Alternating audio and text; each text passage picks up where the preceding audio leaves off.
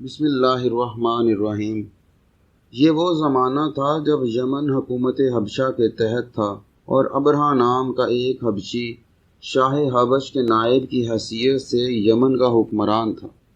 اس نے مکہ کی مرکزی حیثیت کو ختم کرنے کے لیے صنعاء کے شہر میں ایک عظیم الشان کلیسا تعمیر کیا۔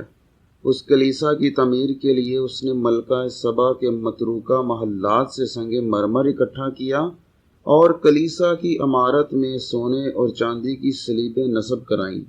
ممبر کا چبوترا ہاتھی دانت اور آبنوس سے مزین تھا۔ تعمیر مکمل ہونے کے بعد اس نے اپنے آقا نجاشی کے حضور تحریر بھیجی، جس میں لکھا تھا: اے شاہ ذی وقار، میں نے تیرے لیے ایک کلیسا تعمیر کیا ہے جو اس سے قبل کسی بادشاہ کے نصیب میں نہیں لکھا گیا۔ میں اس وقت تک چین سے نہیں بیٹھوں گا جب تک عرب کے زائرین کا رخ مکہ سے ہٹا کر اس کلیسا کی طرف نہ موڑ دوں۔ اس کی اس نیت اور ارادے کے عام ہونے سے حجاز اور نجد کے قبائل میں غضب و غصہ کی لہر دوڑ گئی۔ انتہا یہاں تک پہنچی کہ قبیلہ کنانہ کا ایک فرد صنعاء پہنچا اور کلیسا میں گھس کر اسے ناپاک کرنے کے بعد بخیریت اپنے لوگوں میں واپس آ گیا۔ جب ابرہہ کو اس حرکت کا علم ہوا تو اس نے قسم کھائی کہ وہ خانہ کعبہ کو ڈھا کر اس حرکت کا بدلہ لے گا۔ ابرہہ نے اس مقصد کے لیے بڑی فوج تیار کر کے مکہ کی طرف کوچ کیا۔ اس لشکر کے ہر اول دستے میں ایک لہیم شہیم ہاتھی تھا۔ صنعاء کے شمال میں چند عربی قبائل نے اس کا راستہ روکنے کی کوشش کی، لیکن حبشہ کی فوج نے ان کو تتر بتر کر کے ان کے سربراہ خشعم قبیلہ کے سردار نفیل کو گرفتار کر لیا۔ نفیل نے جان بخشی کے عوض لشکر کی رہنمائی کی پیشکش کی، جو قبول کر لی گئی۔ جب ابرہہ کا لشکر طائف پہنچا تو ثقیف قبیلے کے لوگوں نے اپنے لات کے مندر کے تحفظ کی خاطر حملہ آوروں سے تعاون کرتے ہوئے ایک اور رہبر ان کے ساتھ کر دیا۔ یہ شخص مکہ سے 2 میل ادھر مخمس نامی جگہ پر انتقال کر گیا۔ اس فعل سے نفرت کی وجہ سے لوگ آج تک اس کی قبر پر سنگ باری کرتے ہیں۔ ابرہہ نے مخمس میں پڑاؤ کیا اور گھوڑ سواروں کا دستہ مکہ کے مضافات میں بھیجا۔ راستے میں جو کچھ ان کے ہاتھ لگا اسے ہتھیا لیا اور اس مال غنیمت کو ابرہہ کے پاس روانہ کر دیا۔ اس مال میں 200 اونٹ بھی شامل تھے جو عبد المطلب کی ملکیت تھے۔ قریش اور آس پاس کے دیگر قبائل نے جنگی مشاورت میں طے کیا کہ ابرہہ کے لشکر کا مقابلہ عبث ہے۔ اسی دوران ابرہہ نے ایک قاصد کو مکہ بھیج کر سردار مکہ سے ملاقات کا ارادہ ظاہر کیا۔ اس دعوت کا مقصد مکہ والوں پر یہ ظاہر کرنا تھا کہ وہ ان سے جنگ یا خون ریزی کی نیت سے نہیں آیا، بلکہ صرف کعبہ کو ڈھانے آیا ہے۔ اگر مکہ والے خون ریزی سے بچنا چاہتے ہیں تو لازم ہے کہ ان کا سردار حبشیوں کے پڑاؤ میں حاضر ہو جائے۔ جس زمانہ سے مراعات اور ذمہ داریاں خاندان عبدالدار اور عبد مناف میں تقسیم ہو گئی تھیں، اس وقت سے قریش کا کوئی باقاعدہ سردار نہیں تھا، لیکن کسی باقاعدہ سردار کے نہ ہونے کے باوجود مکہ کے لوگوں کے نزدیک اس عہدے کا سزاوار ایک ہی شخص تھا۔ اس لیے جب ابرہہ کا قاصد مکہ میں داخل ہوا تو اسے عبد المطلب کی رہائش گاہ کی طرف بھیج دیا گیا۔ عبد المطلب اپنے بیٹے کے ہمراہ ابرہہ کے پڑاؤ پر پہنچا۔ ابرہہ ان کو دیکھ کر انتہائی متاثر ہوا، ان کی پذیرائی کرتے ہوئے ان کے ساتھ ہی قلیم پر بیٹھ گیا۔ اپنے ترجمان کے ذریعے عبد المطلب سے دریافت کیا کہ وہ اپنا مطالبہ پیش کریں۔ عبد المطلب نے جواب دیا کہ تمہارے لشکریوں نے میرے 200 اونٹ پکڑ لیے ہیں۔ میرا مطالبہ ہے کہ میرے اونٹوں کو واپس کیا جائے۔ یہ درخواست سن کر ابرہہ کو تعجب ہوا اور کہنے لگا کہ تمہاری شخصیت کو دیکھتے ہوئے ایسے مطالبے کو سن کر مجھے بڑی مایوسی ہوئی ہے۔ میں تو تمہارے دین و مذہب کے مرکز کو تباہ کرنے کی نیت سے آیا ہوں، اور تم ہو کہ اس کی فکر کرنے کی بجائے اپنے اونٹوں کے لیے فکر مند ہو۔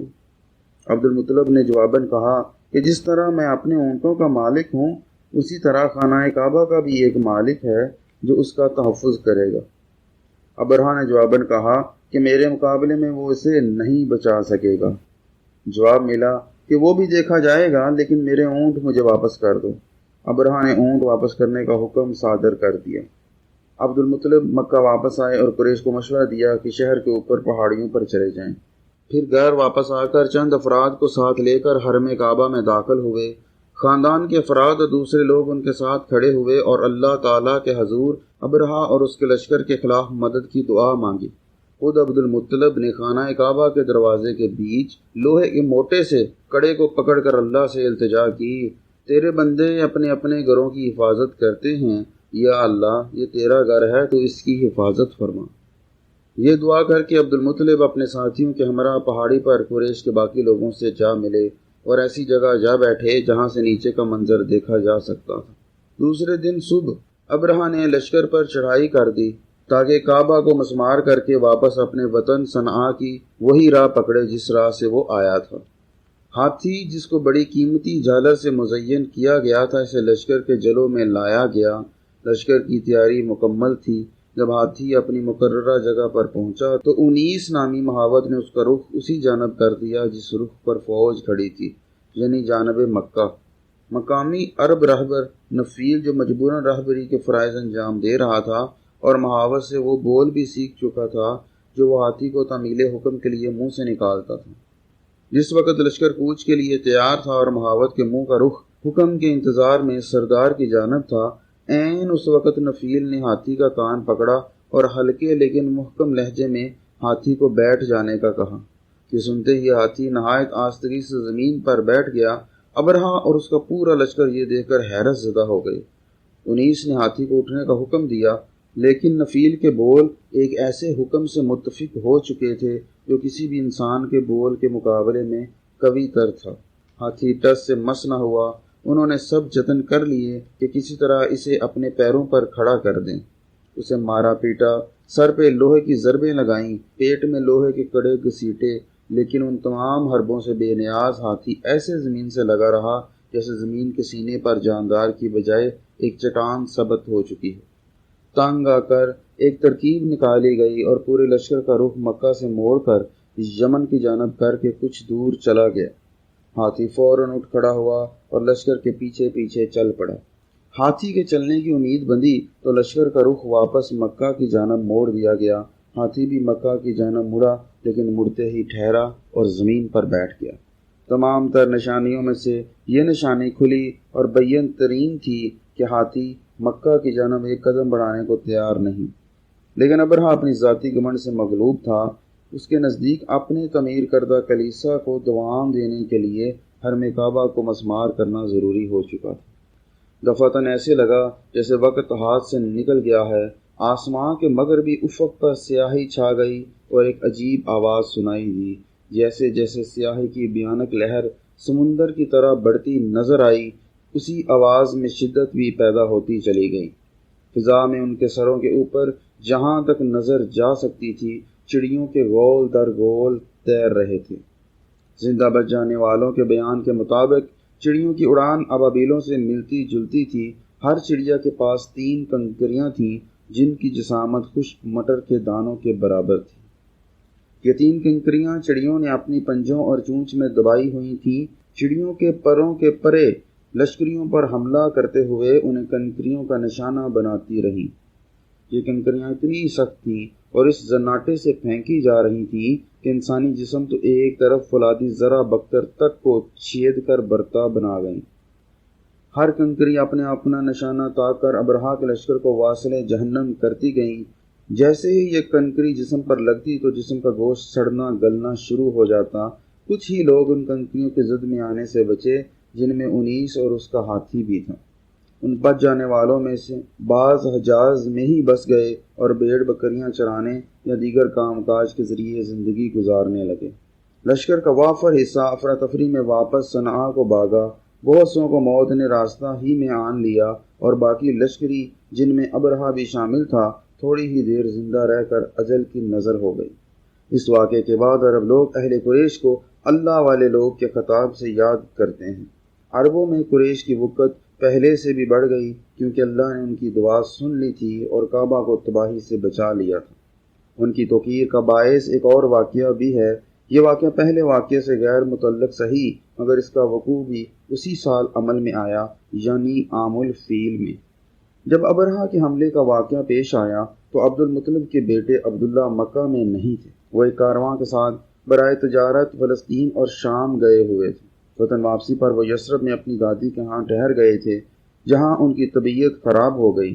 کارواں نے ان کے بغیر مکہ کو کوچ کیا۔ عبدالمطلب کو اپنے بیٹے کی علالت کی خبر ملی تو انہوں نے حارث کو یثرب روانہ کیا کہ اگر عبداللہ سفر کے قابل ہوں تو انہیں مکہ واپس لے آئیں۔ جب حارث یثرب میں اپنے امزادگان کے مکان پر پہنچے تو ان لوگوں نے ان کے سلام و اکرام کا جواب جس ہمدردی اور غمگساری سے دیا، اس سے حارث کو فوراً اندازہ ہو گیا کہ ان کے بھائی عبداللہ فوت ہو چکے تھے۔ حارث کی واپسی پر مکہ میں بڑا غم و اندوہ تھا۔ آمنہ کو ایک تسلی تو تھی کہ ان کے مرحوم شوہر کی نشانی ان کے شکم میں تھی۔ جیسے جیسے پیدائش کا وقت قریب آتا گیا، اسی قدر ان کا قلب سکون سے سرشار ہوتا گیا۔ انہیں یہ احساس ہو چکا تھا کہ ان کے جسم میں ایک نور موجود ہے۔ ایک روز ان کے اندر سے ایسی ضیاء منکشف ہوئی کہ اس کے نور کی تابانی سے وہ شام میں بصرہ کے محل دیکھ سکتی تھی۔ انہوں نے ایک آواز سنی کہ تمہارے وطن میں ان لوگوں کا مالک و آقا ہے، کہ تمہارے وطن میں ان لوگوں کا مالک و آقا ہے، اور جب اس کی ولادت ہو تو کہنا میں اس نوزائیدہ کو ہر قسم کے شر، بدی و حسد سے خدائے واحد کی حفظ و امان میں دیتی ہوں، اور اس بچے کا نام محمد رکھنا۔ چند ہفتوں بعد بچے کی ولادت ہو گئی۔ آمنہ اپنے چچا کے گھر میں تھیں۔ انہوں نے عبدالمطلب کو مطلع کر دیا اور درخواست کی کہ وہ اپنے پوتے کو دیکھنے کے لیے تشریف لائیں۔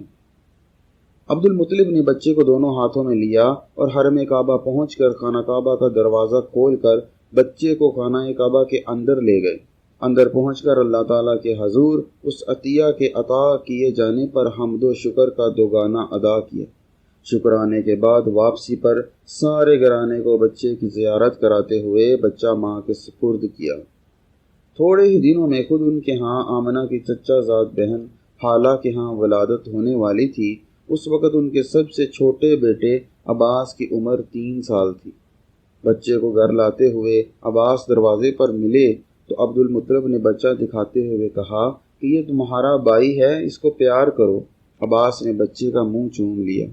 ولادت باسعادت کے بعد حضور نبی کریم صلی اللہ علیہ وآلہ وسلم کے ساتھ کیا فیصلہ کیا گیا، یہ جاننے کے لیے ہماری اگلی ویڈیو دیکھیں۔